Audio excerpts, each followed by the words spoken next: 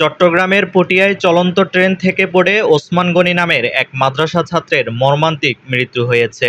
বৃহস্পতিবার বিকেল ৩টার দিকে উপজেলার খানমোহনা এলাকায় এ দুর্ঘটনা ঘটে।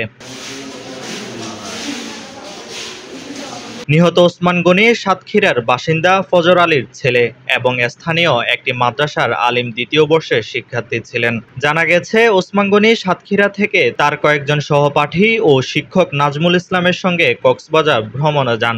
সফর শেষে বৃহস্পতিবার দুপুরে তারা কক্সবাজার থেকে চট্টগ্রামগামী একটি ট্রেনে ওঠেন। ট্রেনটি পটিয়ায় খানমোহনা স্টেশনের কাছাকাছি পৌঁছালে ওসমান গনি ওয়াশরুম ব্যবহার করতে যান। ওয়াশরুম থেকে বের হয়ে চলন্ত ট্রেনের দরজার কাছে দাঁড়ানোর সময় হঠাৎ ঝাঁকুনিতে ভারসাম্য হারিয়ে নিচে পড়ে যান তিনি।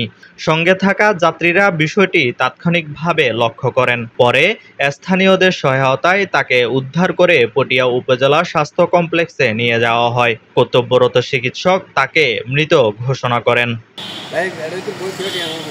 নিহতের সঙ্গে থাকা শিক্ষক নাজমুল ইসলাম বলেন, ওসমান গনি ট্রেনের দরজার কাছে দাঁড়িয়েছিল। হঠাৎ ট্রেনের একটি বড় ঝাঁকুনিতে সে ভারসাম্য হারিয়ে নিচে পড়ে যায়।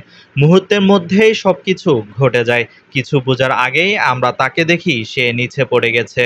কক্সবাজার থেকে চট্টগ্রামে যাচ্ছিলাম, প্রবাল ট্রেনের টিকিট কাটার পরে আমরা একসাথে ছিলাম 5টা সিটে। আমার ছাত্র আর কি, ও ট্রেনে নাস্তা করলো। নাস্তা করার পরে ওয়াশরুমের দিকে গেল উঠে। ওয়াশরুম থেকে আমরা কিছুক্ষণ ওরা সিটে না পাওয়ায় আমি খোঁজ করতেছি যে কোথায় গেল। পরে কিছু ছেলেপুলে বলে যে স্যার মানে একটা ছাত্রের ছেলে পড়ে গেছে, মানে দরজায় বাড়ি খেয়ে পড়ে গেছে। তারপরে আমরা ওইখান থেকে সোজা ওই যে রামগুয়া স্টেশনের ওইখানে নেমে যাই। হাঁটতে হাঁটতে এসে দেখি যে ওখানে পড়া, এবং আমার সাথে সাথে সিএনজি থেকে মেডিকেলে নিয়ে আসি। Patiya railway station master Rashedul Alam দুর্ঘটনার বিষয়টি নিশ্চিত করেন।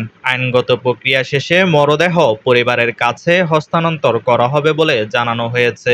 এদিকে এ ঘটনায় ট্রেনের অন্যান্য যাত্রী এবং স্থানীয়রা চলন্ত ট্রেনের দরজা খোলা রাখাকে নিরাপত্তার জন্য বড় ঝুঁকি বলে মন্তব্য করেন। Desk report, Chittagong news.